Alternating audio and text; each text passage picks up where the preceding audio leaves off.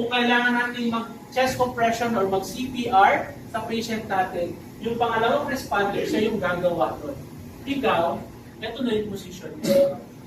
Ito lang. Nagigets? So, yun po yung gagawin natin. So, again, what if mag-isa ka lang? Again, punta ka dun sa core mo. Basic lang yung alam mo eh. So, hindi mo na magawa yun ng dalawa dahil isa ka lang. Diba? So, kailangan ng yun yan, mas advanced or mas maraming personnel. So, hindi mo yun magagawa. Again, sinasabi lang namin ito para at least alam nyo yung kumbaga yung base, meron kayong basis. Okay? Na kung paano gagawin yung situation, ano yung magiging action natin. Okay? So, doon lang tayo doon sa pwede natin gawin. Doon. Okay? And then, ito ang position natin. So, dapat may access ka sa head, may access ka sa dibdib ng pasyente. Eh, paano yung sir? Look, listen, and feel technique. Okay? So, you are checking for pulse, the airway and breathing nga ng patient natin. So, we have different pulses sa katawan. Meron tayong temporal, kung magkabila yan, pakinggan nyo yung pulse nyo dyan. Meron. Lalo na pag pagod ka na or stress ka na, grabe ang breathing niyan. Diba? And then, meron din tayong carotid pulse. Both, din yan, no? Nandito sa ating, ito, yung carotid natin. So, i-press lang natin yan. Sige po, i-check nyo.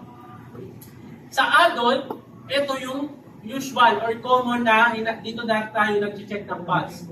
Yeah.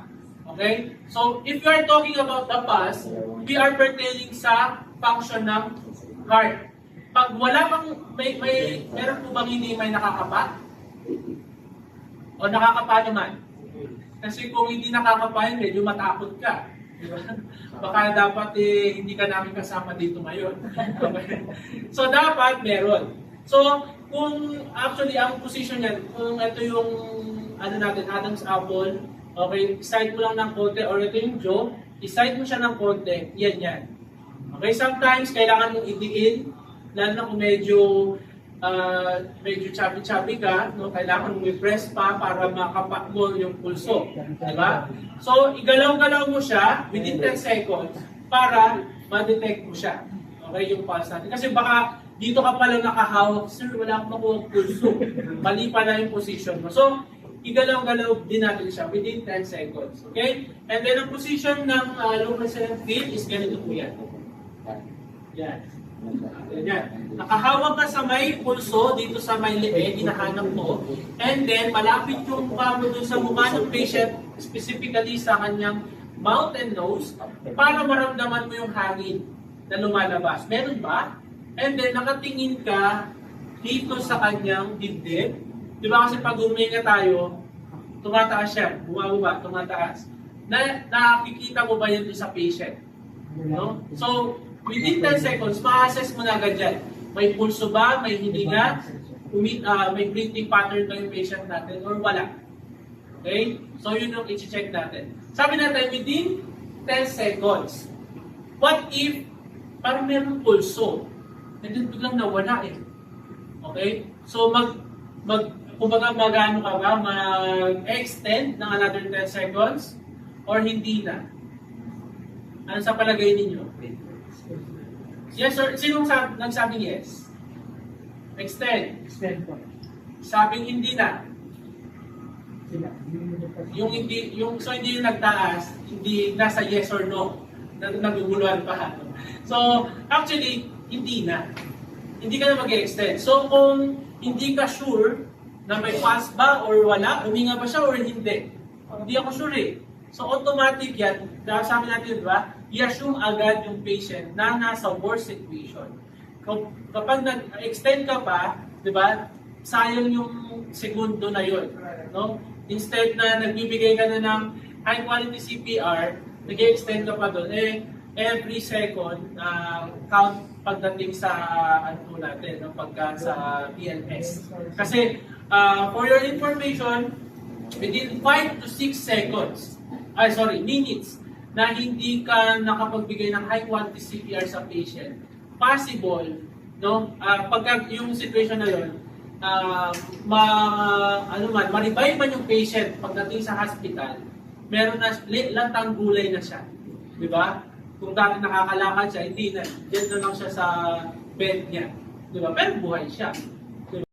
Okay, yung kamay niya, ilalagay lang natin over the head. Okay, tataas lang natin yan. And then, yung isang kamay niya, which is yung nandito sa malayo sa'yo, kasi ito yung position natin, di ba, sa patient, i-clip natin dito sa may shoulder niya at sa may head.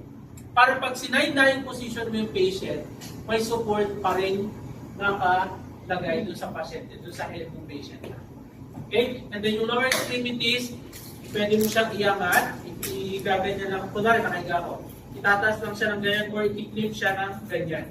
And then, hawakan natin yung shoulder ng patient at yung buttocks area ng patient at saka natin siya ito-turn towards you. Actually, iba-iba yung turo. No? Merong away from you, lalo na daw pagka hindi mo kakilala yung patient, lalo na ngayon, di ba, meron pa rin namang pandemic pa din, no? Meron pa rin COVID, di ba? So, for your protection daw, mas okay na ganun away from you para mas minimal yung parang yung exposure natin sa patient. But ideally or prepare ko na gamitin or ituro din sa inyo is towards you. Pag ganyan. Para at least madali mo ma-assess ang patient mo and then madali mo magawa yung secondary assessment natin sa patient natin. Kasi baka meron siyang mga injured pa dyan, injury, check natin. And also, mas safe siya. No, kung sakali man, di ba, na mawalan siya ulit ng malay, madali mo siyang maibalik sa ganitong position. Okay, so it's up to you kung ano yung gagamitin.